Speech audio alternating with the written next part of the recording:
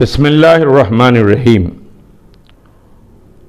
तेलंगाना के इंतखाबात की कैंपेन का इख्तिताम हुआ चाहता है और अभी रियासत के आईटी मिनिस्टर बल्कि इंतहाई ज़िम्मेदार के.टी. रामा राव ने एक प्रेस कॉन्फ्रेंस को मुखातिब किया है और उस प्रेस कॉन्फ्रेंस में मसाजिद की शहादत के ताल्लुक़ से और उन्होंने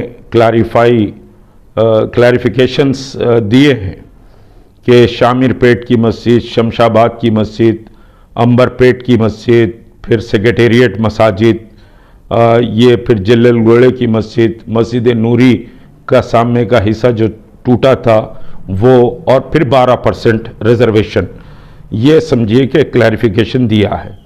पहले तो मैं ये बात आपको बताऊं कि सेक्रेटेरिएट की मसाजिद को बग़ैर किसी वक्फ बोर्ड को नोटिस दिए के शहीद किया गया और जो मसाजिद सेक्रेटेरिएट की थी वो मसाजिद वक्फ बोर्ड की ज़मीन पर गज़ेट नोटिफाइड प्रॉपर्टी थी। तो उसमें मसाजिद को जब आप डिसमेंटल कर रहे थे या शहीद कर रहे थे तो वक्फ बोर्ड को आपको नोटिस देना चाहिए था। मेरे पास पूरा रिकॉर्ड मौजूद है। और फिर चीफ मिनिस्टर ने यह कहा कि मस्जिदों पर डबरी गिरी है, एक हिस्सा टूटा है, जबकि मस्जिदों पर एक हिस्सा नहीं टूटा, पूरे मस्जिदों को ज़मींदोज़ किया गया। एक पूरी फाइल सर्कुलेट की गई कि सेक्रेटेरिएट की पूरी जितने भी इमारतें हैं उसको समझिए कि साहब रेस कर दिया जाए, ज़ीरो समझिए कर दिया, ज़ीरो ग्राउंड बना दिया जाए सेक्रेटेरिएट को। वो फाइल भी जो कोर्ट, हाई कोर्ट में हमने मुकदमा डाला था वो भी सारा समझिए कि फाइल हमारे पास है कि टीआर साहब इस पर झूठ कह रहे हैं। दूसरी बात समझिए कि मुसलमानों पर एक एहसान जताने वाली बात कि भाई सेक्रेटेरिएट की आलीशान मसाजिद बन गई हैं। सेक्रेटेरिएट की जो कदीम मस्जिद मोतमदी थी वो मस्जिद मोतमदी में 350-400 लोग नमाज पढ़ते थे। अब जो मस्जिद आपने बनाई है मोतमदी उसमें सिर्फ 250 लोग नमाज पढ़ सकते हैं, इतनी छोटी मस्जिद आपने बनाई। और फिर मस्जिद हाशमी जो बनाए के नाम से जो आपने बनाया है वो ख़वातीन के लिए एक नमाजगाह की कैफियत उसको रख दी है और मस्जिद हाशमी की जगह ओरिजिनल नहीं है। हो सकता कि आपकी हलीफ जमात, आपके हवारी इंडोर्स कर रहे होंगे, लेकिन हम ये कहते हैं कि मस्जिद हाशमी उस जगह नहीं है। ये बात सेक्रेटेरिएट मसाजिद की हो गई। अब एक एक बात मैं करूँगा, बड़ी लंबी होंगी। मस्जिद एकाना के ताल्लुक़ से जनाब के.टी.आर. साहब आपने प्रेस कॉन्फ्रेंस में बहुत क्लैरिटी के साथ कहा कि मस्जिद एकाना मस्जिद नहीं थी, वहाँ पर समझिए कि लोग रहते थे। 2.5 करोड़ रुपये कंपनसेशन हमने उन लोगों को दिया रोड वाइंडनिंग के लिए, और वो मस्जिद नहीं थी। सामने एक मलगी भी थी, ये सारी अशुरखाना भी नहीं था वहाँ पर। ये बात आपने कही है, ये मुझे शर्म आती है कि 10 साल इख्तिदार में रहने वाली जमात आज इंतखाबात के सामने मुसलमानों के लिए झूठा प्रोपेगेंडा कर रही है। अगर वो मस्जिद नहीं थी तो फिर उसका गज़ेट नोटिफिकेशन क्यों मौजूद है? मेरे पास गज़ेट नोटिफिकेशन है। और फिर अगर मस्जिद नहीं थी तो आपके उस वक्त के वक्फ बोर्ड चेयरमैन वहाँ पर जाकर विज़िट करते हैं, विज़िट करके ये स्टेटमेंट देते हैं कि इस मस्जिद को बनाया जाएगा, अगर ज़रूरत पड़ेगी तो मैं अपने पैसे से इस मस्जिद को बना दूंगा। आज भी फोटोग्राफ मौजूद हैं कि 500 ईयर ओल्ड समझिए कि मस्जिद की ये लैंड है, वक्फ बोर्ड नहीं वहाँ पर समझिए कि बोर्ड लगाया था। और फिर दूसरी बात यह है कि आप कह रहे हैं कि होम मिनिस्टर शामिरपेट मस्जिद को गए, उसकी बात बाद में करूँगा। होम मिनिस्टर ने मुझको बुलाकर यह कहा था कि भाई आप जब लोकल बॉडीज़ के इलेक्शन थे डिस्ट्रिक्ट्स में, ये कहा कि आप एक खाना के ताल्लुक़ से कोई एहतजाज मत करिए। हम जो है सो चीफ मिनिस्टर से बात कर चुके हैं, चीफ मिनिस्टर तैयार हैं, एक खाना मस्जिद बनेगी। ये आपके होम मिनिस्टर का बयान है। होम मिनिस्टर कुरान पे हाथ रख के कसम खा ले। और फिर अभी चंद दिन पहले होम मिनिस्टर ने अपनी प्रेस कॉन्फ्रेंस में कहा कि एक खाना मस्जिद शानदार बनेगी, और वही समझिए कि कैबिनेट के जिम्मेदार मिनिस्टर, चीफ मिनिस्टर के फर्जंद अर्जुमन के.टी.आर. साहब ये कह रहे हैं कि एक खाना मस्जिद का वजूद ही नहीं था।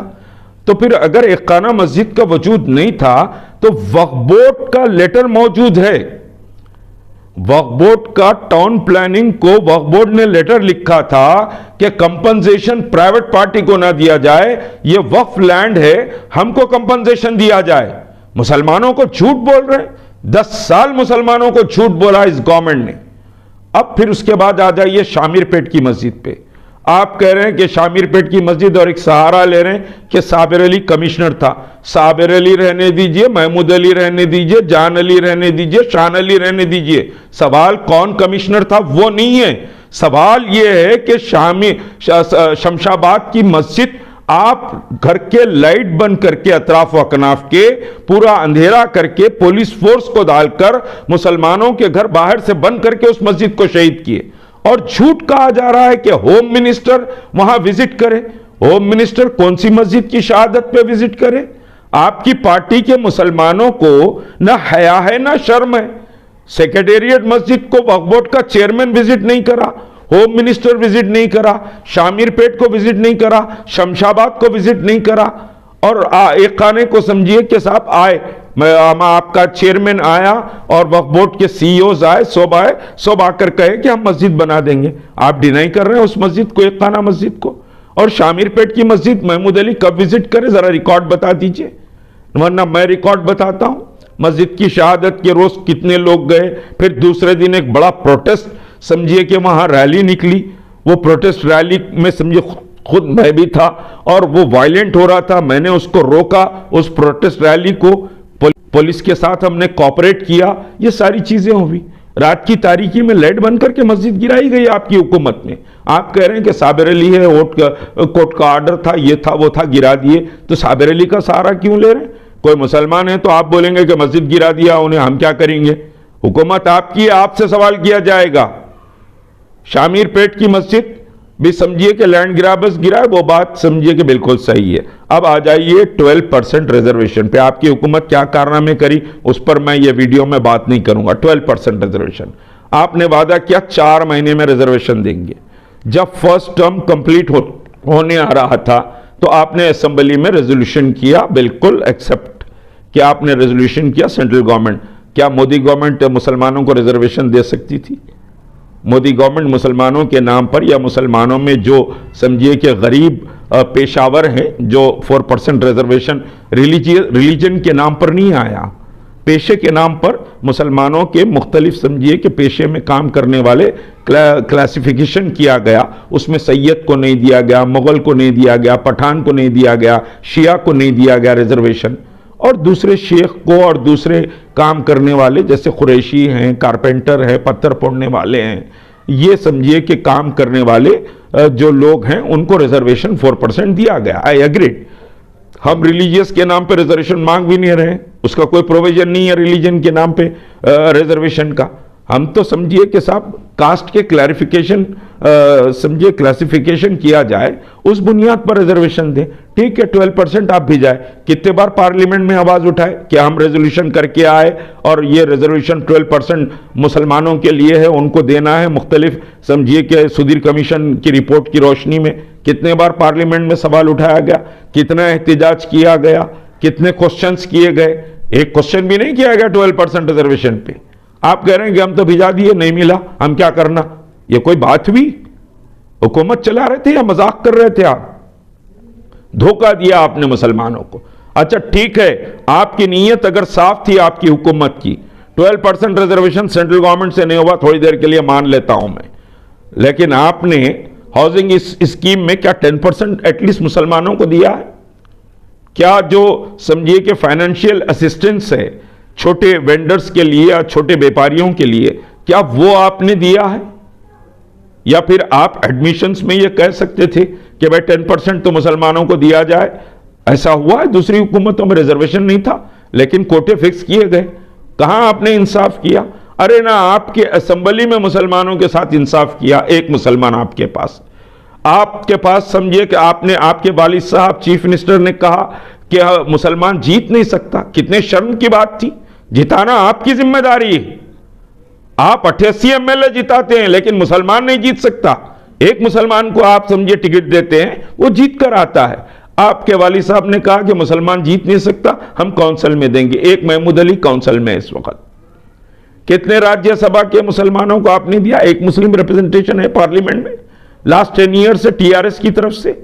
ना कोई राज्यसभा मेंबर है, ना कोई लोकसभा मेंबर है, और काउंसिल में सिर्फ एक मुस्लिम समझिए कि साहब महमूद अली इमाम ज़ामिन मौजूद है, उससे हटकर कुछ भी नहीं। और झूठ कह रहे हैं आप। होम मिनिस्टर ने समझिए कि साहब शमशाबाद की मस्जिद का दौरा किया, खत्म नहीं किया होम मिनिस्टर ने शमशाबाद की मस्जिद का दौरा। और एकाना मस्जिद के गजट नोटिफिकेशन है, आप मंगा के देख लीजिए, आप मंगा के देख लीजिए। वक्फ के इदारों की जो बर्बादी आपके 10 साल में हुई, कांग्रेस के पीरियड में उतनी नहीं हुई, हर पीरियड में बर्बादी हुई। कांग्रेस भी बर्बाद करी, टीडीपी भी बर्बाद करी, लेकिन आपके पीरियड में सबसे ज्यादा बर्बादी हुई। क्या ऑन रिकॉर्ड नहीं है? केसीआर साहब ने कहा था कि दरगाह हुसैन शाह वली की जमीन मैं वापस करूंगा, वापस की गई। गवर्नमेंट ने उस पर फाइट किया, सुप्रीम कोर्ट में समझिए कि कुलम कुलम खेल लेके आप जो है सो अपने हक में फैसला करा लिए। वो फैसला जो हाई कोर्ट में मुसलमानों के हक में हुआ, लोअर कोर्ट में मुसलमानों के हक में हुआ, सुप्रीम कोर्ट में वक्फ बोर्ड हार गया टेक्निकल ग्राउंड पे। तो ये सूरत हाल है। तो मैं ये कहूंगा कि ये जो झूठ का प्रोपेगेंडा टीआरएस का है, मुसलमान इससे कंफ्यूज ना हो। मुसलमान फैसला ले चुका है कि वो मुत्तहदा तौर पर समझिए कि अपनी ज्यादा से ज्यादा पोलिंग 30 तारीख को कांग्रेस के हक में करेगा, और कांग्रेस को एक तब्दीली इस रियासत में लाएगा, और कांग्रेस को समझिए कि इख्तिदार देने की मुसलमान पूरी कोशिश करेगा। अस्सलाम वालेकुम व रहमतुल्लाहि व बरकातहू।